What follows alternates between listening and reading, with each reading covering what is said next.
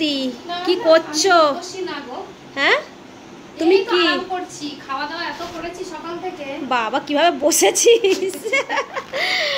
ও বাবা রে বাবা, সত্যি দুদিন ধরে এত হ্যাপা কি বলবো না। বাড়ি গেলাম, সেখানে এত খাওয়া দাওয়া করে ক্লান্ত হয়ে গেছি। ক্লান্ত হয়ে গেছে, আবার ভোরবেলায় বেরিয়েছি। ভোরবেলায় আবার এখানে এসে গিলছি, কাণ্ডে পিণ্ডে গিলছি। না না, এখন ওকে যেতে দেওয়া হয়নি এই কারণে যে বলা হয়েছে প্লাস্টিক চাটনি, হ্যাঁ ওই পেঁপের প্লাস্টিক চাটনি করে খাইয়ে তারপরে তুই এখান থেকে নড়বি। বানিয়েছে আমি নিজেও জানি না, আর সেটা ওর বর আমাকে রোজ মাথা চেটে দেবে যে প্লাস্টিক চাটনি খাও, প্লাস্টিক চাটনি খাবো। আজকে এত বড় বড় পেঁপে নিয়ে এসেছি মেয়ের বাড়ির থেকে, চাটনি না করে আমাকে যেতে দেবে না। তা কি করবো এখন, বাধ্যতা চাটনি বানিয়ে খাইয়ে তবে যাবি।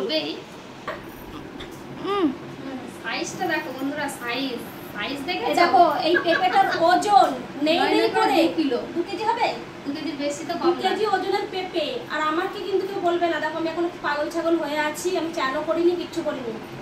খালি আমি এখন বলেছি আজকে পেঁপে চাটনি করবি তবে বাড়ি যাবি, পেঁপে দিয়ে চাপা দিয়ে দেবো বৌদিকে। সাইজ দেখো, ও মাই গড, একটা কেটে দিয়েছি। হ্যাঁ বড়টা কেটেছি আলো। তো দেখো, তো ও এসছে কালকে খুব মেয়েটার জন্মদিন ছিল, এনজয় করেছে।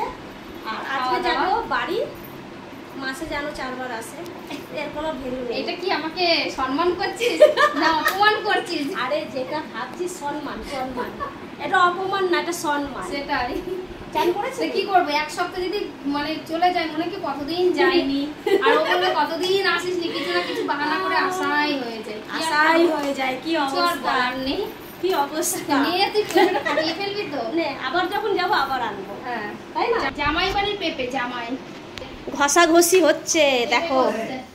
তো দেখো এই দেখো পেঁপে ঘষাঘষি চলছে, দেখছো? এই যে আমার মেয়ে ঘষে দিচ্ছে, পেঁপে চাটনি হবে। এই যে এখানে কড়াইতে জল, আর দেখো এত লেবু, আরো লেবু আমার মেয়েরা কেটে ফেলেছে। আর এখানে দেখো রান্না বসিয়ে দিয়েছি। তো চলো ভিডিওটা শেষ করছি, তোমরা সবাই ভালো থেকো, সুস্থ থেকো।